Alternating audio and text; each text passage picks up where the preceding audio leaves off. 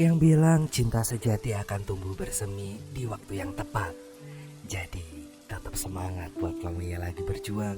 Selamat nonton dan selamat beristirahat. Perempuan ini bernama Emma, seorang wanita cantik yang menjalankan bisnis keluarganya, yakni sebuah restoran kecil di pinggiran kota Aurora. Ia terlihat sedang berbincang perkara kelanjutan hubungannya dengan kekasihnya yang bernama Todd. Lantaran Emma memiliki tanggung jawab sebagai kakak dan harus bekerja untuk mempertahankan bisnis keluarganya yang serba kekurangan. Ia hendak memutuskan hubungannya dengan Todd, namun Todd menolaknya. Di sisi lain ada pria bernama Duncan. Dia adalah seorang pangeran kaya raya dari kerajaan Belmont yang baik hati dan rendah hati. Saking kayanya, banyak yang menyebut kerajaan Belmont sebagai negara dengan kekayaan yang tiada tanding. Pangeran itu terlihat sedang bermain anggar bersama dengan pelayannya yang bernama Gufri, yang telah merawatnya sejak kecil hingga sudah dianggap seperti sahabatnya. Dalam permainannya, Duncan terlihat gak fokus lantaran ia memikirkan jelang pernikahannya dengan Isabel yang sama sekali gak dikehendakinya. Malam pun tiba, Emma bertemu dengan adiknya yang bernama Alice. Alice yang perhatian dengan kakaknya menanyakan perihal hubungannya dengan Todd, tapi kakaknya menjawab dengan santai dan menjelaskan apa yang sebenarnya terjadi. Di waktu yang bersamaan, Duncan sedang makan malam dengan raja dan ratu. Makan malam belum selesai dihabiskan, lagi-lagi mereka membahas tentang rencana pernikahan Duncan dengan Isabel. Padahal sudah jelas bahwa Duncan menolak pernikahan itu karena ia sama sekali gak mencintai Isabel. Selang beberapa waktu setelah mereka makan malam, Duncan pun memutuskan untuk menyelinap keluar rumah dan kabur untuk menghindari pernikahannya. Namun di tengah aksinya,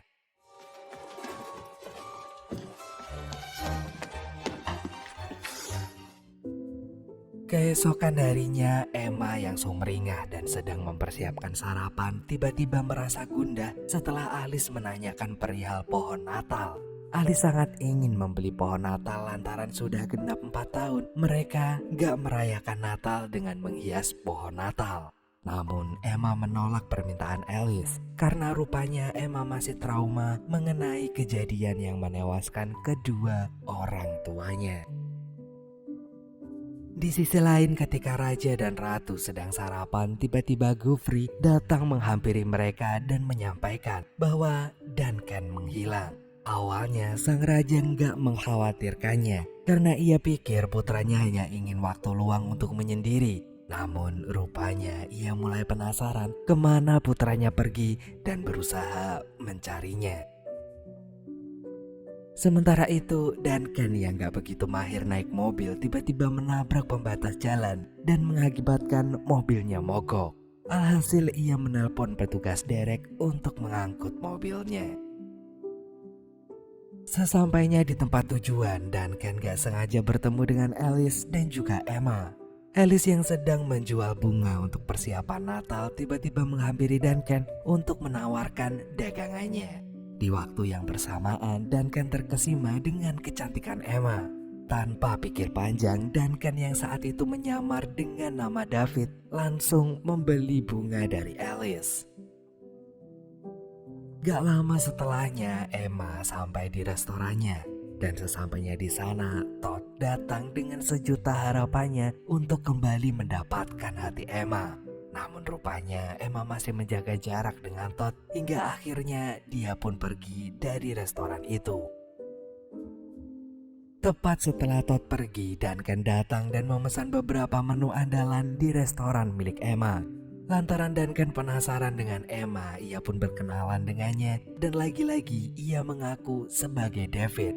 Karena Emma tahu David berasal dari Eropa dan gak tahu apa-apa tentang desa Aurora, Emma pun menawarkan bantuan jika David memerlukan. Dan tepat setelahnya, David meminta bantuannya untuk memberikan informasi terkait hotel terdekat. Emma bisa sesantai itu bicara dengan Duncan yang mengaku sebagai David karena ia sama sekali gak tahu bahwa orang yang berada di hadapannya adalah seorang pangeran putra mahkota raja. Seusai Duncan makan siang di restoran itu, ia langsung menghampiri hotel yang dimaksudkan oleh Emma. Di sana ia bertemu dengan Nancy, seorang resepsionis yang rupanya hampir mengenali Duncan dan merasa gak asing dengan parasnya.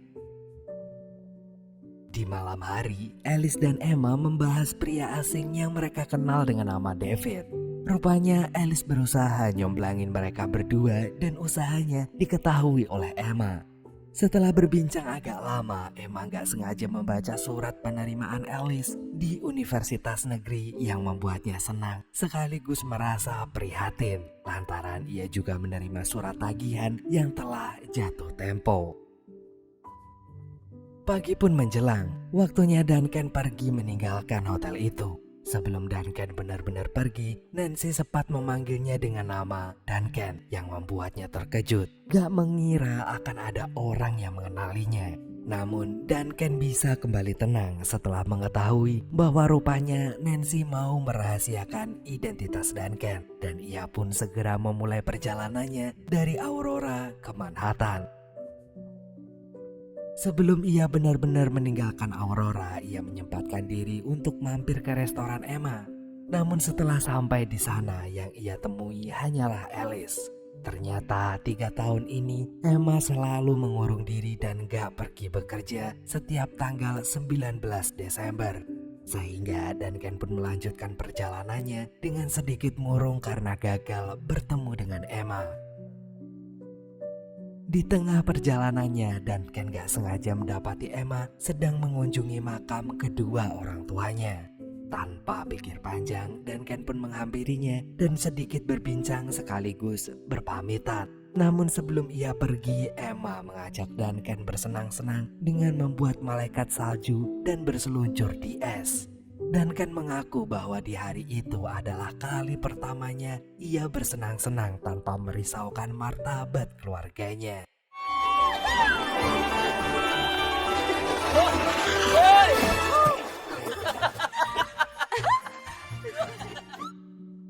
Karena Duncan masih ingin menemui Emma, akhirnya ia pun memutuskan untuk menghabiskan waktu dengan makan siang bersama Emma di restoran terdekat. Mereka menikmati waktu hingga lupa waktu. Saking asyiknya ngobrol tanpa disadari, Duncan ketinggalan keretanya yang akan menuju ke Manhattan. Di malam harinya, Emma telah bertekad bulat untuk menjual restorannya demi kelangsungan hidup serta membiayai kuliah Alice. Lantaran ketinggalan kereta dan gak memiliki tempat tinggal, Duncan memutuskan untuk kembali menginap di hotel tempat Nancy bekerja. Di sana, Nancy gak sengaja melihat Duncan sedang memandangi fotonya dengan Emma. Dari situlah Nancy mulai menceritakan kehidupan Emma dan masa lalu orang tuanya yang tragis. Ia bercerita bahwa 3 tahun yang lalu orang tuanya tewas dalam perjalanan menuju rumah setelah mereka kembali membeli pohon Natal. Dan sebab itulah Emma gak pernah merayakan Natal lagi. Mendengar itu, Duncan merasa prihatin sekaligus salut dengan perjuangan Emma menghidupi dirinya dan adiknya. Sementara itu, sang raja dan Kofri saling bercakap-cakap melalui telepon. Rupanya selama ini mereka berdua mengetahui keberadaan Duncan lantaran Kofri selalu membuntutinya kemanapun ia pergi. Alih-alih marah kepada Duncan, sang raja malah mendukung perjuangan cinta putranya dan memutuskan untuk merahasiakan hal itu dari istrinya. Keesokan harinya saat keluarga kerajaan sedang sarapan, tiba-tiba sang ratu menanyakan kabar sang putra. Ia mulai mencurigai telah terjadi sesuatu pada Duncan. Namun sang raja berhasil menenangkan kecurigaan sang ratu. Di hari yang sama, Todd datang lagi ke restoran Emma dengan membawa buket bunga dan seketika pergi begitu aja. Lalu datanglah Duncan yang bertanya mengapa di restoran tertulis dijual. Lantas dengan putus asa, Emma menjawab bahwa saat ini sedang membutuhkan uang dalam jumlah yang sangat besar. Mendengar hal itu, Duncan lantas memberi Emma semangat supaya bisnisnya tetap berjalan. Ia bahkan menyarankan Emma untuk memperbarui menu utamanya supaya restorannya digemari banyak orang. Sementara itu, Max, rekan kerjanya Emma, mengaku ingin masuk kuliah di bidang kuliner. Namun ia merasa berkecil hati karena untuk masuk ke perguruan itu ia harus lolos tes. Duncan yang mendengar keluh kesah Max seketika itu juga menawarkannya bantuan untuk bisa menaklukkan tes itu. Tepat setelah itu mereka melanjutkan perbincangan di resto lain. Duncan sibuk mengajarkan Max beberapa tips untuk menjawab soal tes itu. Di samping itu, Emma sibuk bermain biliar dan gak lama kemudian ia mengajak Duncan bermain bersamanya. Duncan yang baru pertama kali bermain biliar merasa sangat payah. Dan Emma yang udah mahir pun mengajarkannya cara bermain biliar. Di saat yang sama, Todd pun melihat kedekatan mereka. Hingga akhirnya sebagai putra mahkota yang ahli memainkan anggar, di sini ia unjuk gigi keahliannya dengan bantuan tongkat biliar. Dan siapa sangka Todd yang meremehkan Duncan bisa dikalahkan dengan mudah oleh Duncan. Setelah perseteruan berakhir, Duncan kembali memberi Emma suntikan semangat agar ia mau memperjuangkan bisnis keluarganya. Gak hanya itu, Duncan juga mengajaknya untuk percaya pada Natal bahwa ia juga bisa menikmati berkat di hari Natal. Karena upayanya berhasil, ia pun mengajak Emma untuk pergi berkencan di keesokan harinya. Emma yang mulai menyukai Natal itu tiba-tiba membeli pohon Natal. Alice yang melihatnya menghias pohon Natal pun terkejut karena gak menyangka hati kakaknya yang selama ini membeku akan luluh dengan Natal. Di sisi lain, Max mengabarkan Duncan dengan gembira bahwa berkat dirinya ia mampu lolos tes seleksi masuk kuliah kuliner. Dan hari yang dinanti-nanti akhirnya tiba. Akhirnya Emma dijemput oleh Duncan. My goodness. A little fairy tale. Life itself is the most wonderful. Hingga akhirnya mereka tiba di restoran. Dan tibalah Max yang menghidangkan makanan untuk mereka, yang mana membuat Emma sempat terkejut. Ia kembali dikejutkan setelah Alice datang dan memainkan musik yang indah untuk mereka. Emma gak menyangka bahwa Duncan akan menyiapkan segala hal yang indah untuknya. Dan di waktu yang bersamaan, Todd mendatangi hotel di tempat Duncan menginap. Di sana ia mencari keberadaan Nancy. Alih-alih bertemu Nancy, ia malah gak sengaja menemukan selebaran yang bertuliskan bahwa Duncan adalah seorang pangeran dari kerajaan Belmont dan sebentar lagi akan menikah dengan putri bangsawan bernama Isabel. Kegembiraan Emma gak berlangsung lama lantaran Todd datang dan memberitahukan apa yang baru saja ia temukan. Emma gak nyangka bahwa selama ini ia dibohongi oleh Duncan.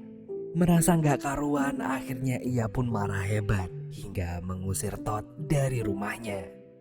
Keesokan harinya di restoran, Duncan yang sedang mendekorasi tiba-tiba berhenti setelah Save it. Duncan. Ia pun menyentaknya dan mengatakan bahwa selama ini ia gak terima telah dibohongi. Sementara selama ini Duncan selalu ingin memberitahunya, tapi waktunya selalu gak tepat. Akhirnya Emma pun mulai kehilangan kesabaran dan mengusirnya dari restorannya. Sesampainya di hotel, Duncan mulai mengemasi pakaiannya sembari teringat dengan segala kenangan indah bersama Emma. Gak lama setelahnya datanglah Gufri. Awalnya Duncan sempat terkejut karena mengira Gufri akan datang di waktu yang tepat. Akhirnya Gufri pun menjelaskan bahwa selama ini ia mengawasinya dan Duncan memahami itu. Lalu mereka pun pergi meninggalkan Aurora dan kembali ke kerajaan Belmont. Setibanya Duncan di kerajaan, mereka bertiga pun kembali memulai rutinitas seperti biasa dengan sarapan. Dan setelah sarapan, tiba-tiba Duncan membereskan dan mencuci piring. Ia bahkan menyuruh pelayannya untuk makan di meja makan. Ratu yang mengetahui hal itu sempat murka karena merasa gak seharusnya putra mahkota melakukan itu. Sedangkan Duncan menjelaskan apa alasan ia melakukannya. Raja pun membelanya sehingga Ratu mulai memahami bahwa putra satu-satunya sudah beranjak dewasa dan telah menemukan cinta sejatinya. Seketika itu juga Ratu pun memintanya untuk kembali mendapatkan pujaan hatinya dan membatalkan rencana pernikahannya dengan Isabel. Keesokan harinya, tepat di hari Natal, Emma dan Alice masih membicarakan tentang Duncan. Rupanya ia masih mengharapkan Duncan, namanya masih terpatri di hatinya. Di hari yang sama, mereka berdua datang ke stasiun untuk mengambil kiriman bunga. Emma yang sempat putus asa karena kehilangan orang yang dicintainya, akhirnya kembali merasa bahagia karena di waktu yang bersamaan, Duncan tiba dengan kereta dan pakaian agungnya. Tepat setelah itu, Duncan pun menyatakan perasaannya dan Emma pun menerima perasaannya. I love you, Emma.